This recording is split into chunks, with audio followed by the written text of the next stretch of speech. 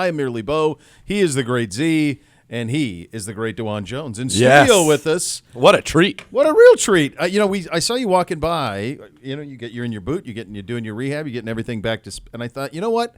The Buckeyes play on Monday. Let's have a little chat with our buddy about the beloved alma mater, my friend. From your vantage point, what has this run been like? And then put yourself in the position of playing the regular season finale and now having what will be your fourth game, which is the one they'll play on Monday. My perspective from it is pretty crazy. I was there at the 2 North game and they lost, so it kind of hurt even more for me. But, it kind of like fueled them. Guys were fighting on the field, but, they're fighting for, their pride, in my opinion, I think there was nothing wrong with it, but there's definitely obviously nonsense to it. But, no knock to them, they bounced back. They knocked off Oregon first game. You couldn't ask for more than that. When you think about the timing, right, this is the first year of the expanded playoff. Had it not been that feeling that you had on the side, they wouldn't have gotten another shot. It would season over, maybe worst lost in program history.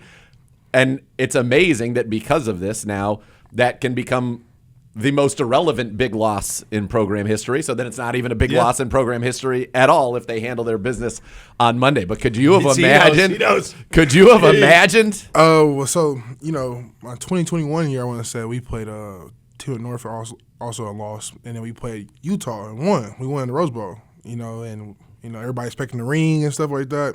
Nah, you don't get no ring. You know what I mean? But guys, you win a national championship, you get a ring, you get 3 of them. So, it's kind of like evens it out, but it's still at the end of the day, it hurts, losing to your biggest rival. It's one of those things that I think you have to understand that game. I think ideally you played in it or you're around it. And the way that it is, it can almost swallow you up. Like it almost becomes bigger than everything else. And I do kind of think that's what happened to him this year. Like they almost started overthinking it a little bit. And you were obviously there, and everything that goes into that game, and to win it and to lose it and all of it. But from that, does that – I guess what I'm curious about is, and Coach Day obviously very well, how did he get them to go from that lowest of low to the next time you saw them play, they played Tennessee, and they looked like the greatest college team ever assembled? I forgot they played Tennessee. Then Oregon, They hammered them. They beat them so bad, I forgot. Yeah. And so, like Coach Day said all the time, Ohio versus the world. First game it was sold out. Like Tennessee had 40,000 fans, but it was nothing to us. I don't know. I think he just built it in them. Nobody's gonna be on your side, whether you're at home, away. You just gotta dig down deep and go win. Honestly. At the game, you were at the game against the team up north, as you're referring to them. Were you like the rest of us, like throw the ball?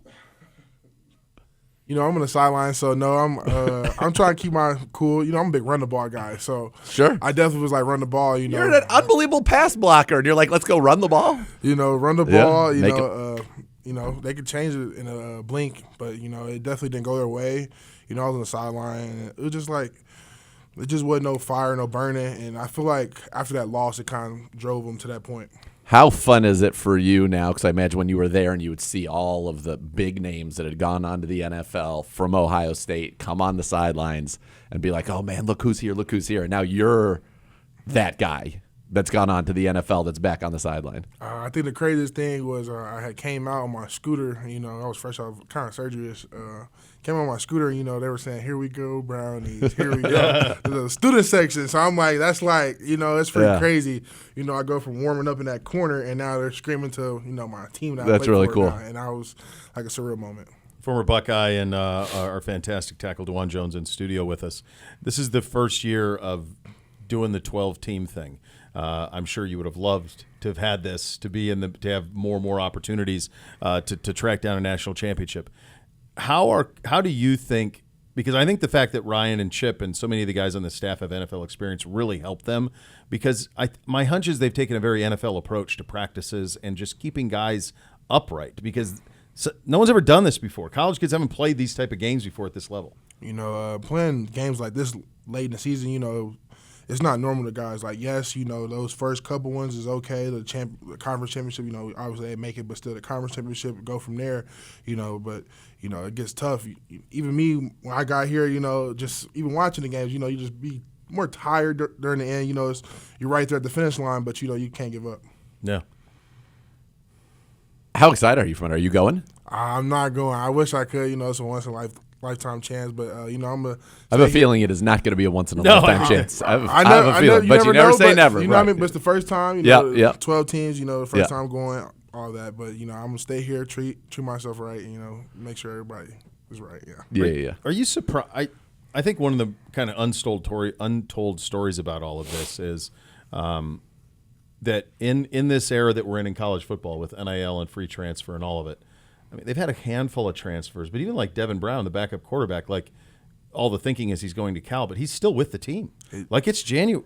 It's crazy. January. Most everybody else already left. How do you, for those of us who on the outside, how do you explain in an era of free agency and all of it? How do you explain that togetherness? It just starts when you sign your name on that dotted line, and then when you go on your visits, it's the brotherhood. Like, no matter where you go, like it's going to stay with you forever. Like we had a guy named Jay Gill. He came on our team just recently. It's still the brotherhood. That's still like my brother to this day.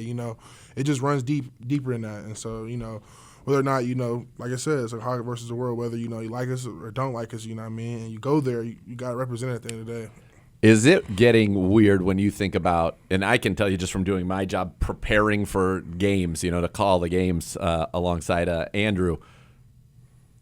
You see guys, and they went to 3 different schools. It used to be you went to the school, and that's your school. And I know that from seeing it in the past and even the recent past, down in the locker room, you guys care very much about where you went to college. There's a lot of bragging rights about where you went to college and how that team is doing. And if there happens to be a head-to-head, that comes up and that's talked about. But now you have people that they're like 3 different schools in 3 years.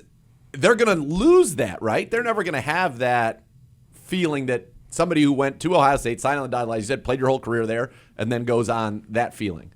Yeah, but what I mean? Devin Brown wins his championship. He takes that forever with him. Yeah. He take those brothers with him forever. He never can, not get that back, give it to somebody else. That stays with him forever. So I feel like that's like the main thing for me, in my opinion. Yeah. You confident Monday? I am pretty confident, just because I beat them. I see them beat them before at their house, too. So it's kind of like, but I don't be overconfident. They're already not the underdog. I like being underdog, who doesn't? So, it makes it better. But, they're going out there and handle business, in my opinion. Yeah, I agree. I think they're clearly the more talented team. JT off the edge, Jack on the other side. They're low on tackles right now. They're low at depth for sure. Offensive line play, and the guys get the running gains and get the 10 off. It could get real ugly, in my opinion, real fast. Yeah, because they're not great at the forward pass, and then you flip it to their defense, which has played well at times, but does not have. Keep a spy on him. Keep a spy on the quarterback. He's going to run. So I think, Coach knows going to. I like that. Dawand scheme. He's thinking globally. He's like, I got the defensive game plan, got the offensive game plan. Yeah, they don't. You look through it. They don't have a lot of guys. We did that 2-round mock. They don't have defenders going in the first. They didn't play 3 games. I feel like I didn't watch them all, so I didn't have to, break down it at one point and just be like, all right, I'm scouting them from here. Yeah, and good. So what's the key for the Buckeyes on offense? Key for the Buckeyes on offense, like I said, run the ball. Make sure you establish the run. That's from actually the locker room. Establish the run the ball. The field game, make sure, kicking game is right. And then, make sure you get forward the ball. You find forward the ball, you got something good. And, if they double team him, you got Carnell, you got Mech, you got guys that, you can't force it to him all the time. So you got little things right there, little drag route, all that. When was the first time that you got word from down there about Jeremiah, that he was a little different?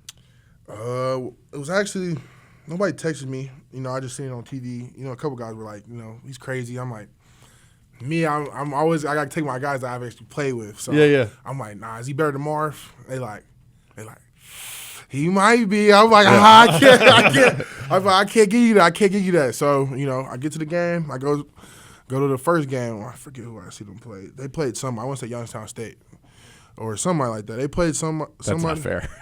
They played somebody. It was like mid-major, and I was like, oh my God. Like, he's different. Like, I was like, all right, yeah, he's definitely different. And then he played the 2 up North game. I went to that.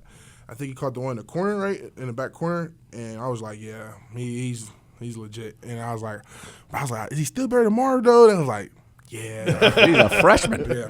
That's I think that's the thing. He's 18. I think that's the thing for it is that he's a freshman, but I was also seeing Marv do some stuff against IU, and I was like, I ain't never seen that either though. And you know, you gotta give everybody credit. It is a very long and distinguished list of Receiver you over there. Yeah, I know. there's Coach no- Hartline to get him in. Man. There's no doubt about it.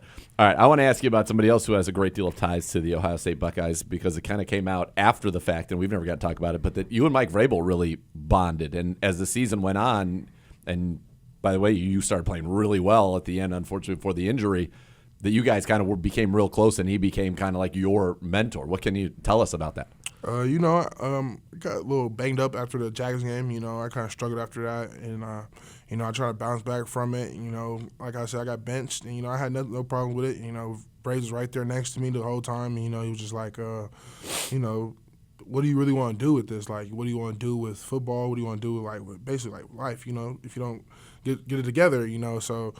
Just had a little week and coming to, you know, Jesus moment. And, you know, I just feel like I was like, you know, I got to attack practice the right way. And, you know, I got to make sure I attack my treatment the right way. And just Ray's being there every day and just helping me and just, you know, getting positive words and positive feedback from him. It was really, like, just dope in my opinion.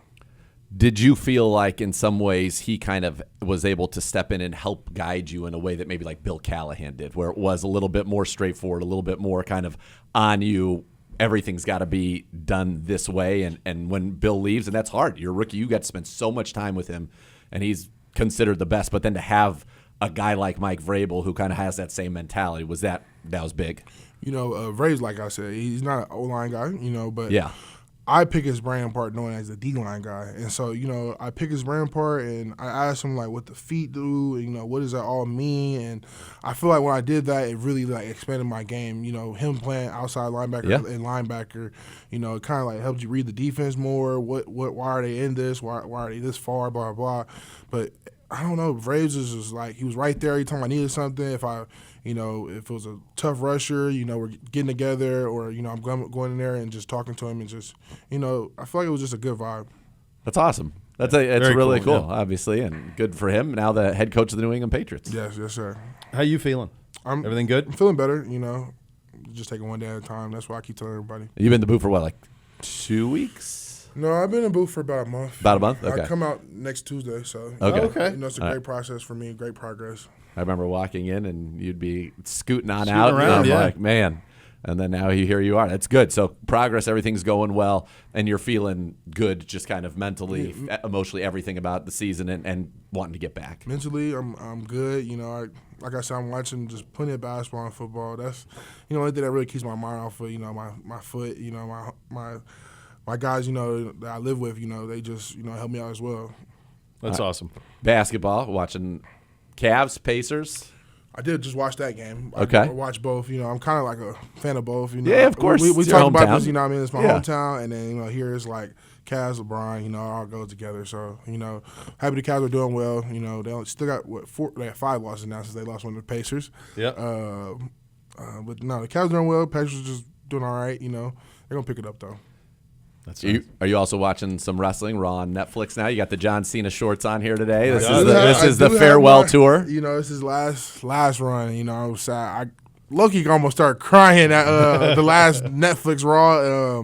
I definitely almost shed a tear. You know, knowing that was his last run. You know, I grew up. You know, that's Thugonomics. You know that's my era. You know what I mean? Yeah, I was saying. I was there, man. I was I was starting with WrestleMania 19. I went to just about all of them. So I was there at WrestleMania 21 when he won it in LA for the first time. But 19, he was still the Doctor of Thugonomics. Yep. Oh, so good. He won the U.S. title, I want to say, the year before, right? At 20. Yeah, Yep. that was in Madison Square Garden. Yep. Yeah, I was there for that as well. Yeah.